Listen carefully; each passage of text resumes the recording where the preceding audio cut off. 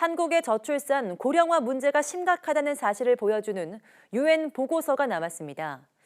우리나라 여성 한 명이 평생 낳을 것으로 예상되는 아이 수가 지난해와 같은 1.1명에 머물면서 2년 연속 세계 꼴찌를 기록했습니다.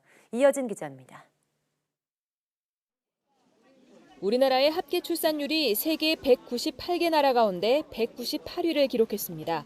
2년 연속 세계 꼴찌입니다. 유엔 인구기금이 작성한 2021년 세계 인구 현황 보고서를 보면 한국 여성 1명이 평생 낳을 것으로 예상되는 평균 출생아 수는 1.1명으로 세계 최고인 니제르의 6분의 1 수준에 그칩니다. 세계 평균 2.4명의 절반에도 못 미치고 1.9명인 북한보다도 낮습니다. 유엔 추산 자료를 토대로 한 보고서라 우리 정부의 통계 자료와는 다소 차이가 있지만 출산율이 세계 최하위라는 건 같습니다.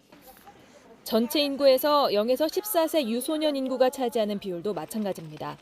지난해엔 12.5%로 일본과 싱가포르보다는 높았는데 올해는 12.3%로 더 낮아지며 일본과 공동 최하위에 머물렀습니다.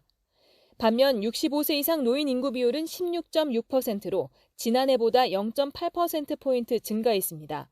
세계 평균 9.6%를 훌쩍 넘습니다. 지난해 우리나라 인구는 사상 처음으로 감소하며 이 같은 상황을 단적으로 드러냈습니다. 한국은 인구 감소와 고령화에 따른 부채 부담을 경계해야 한다는 국제통화기금 IMF의 경고도 나왔습니다.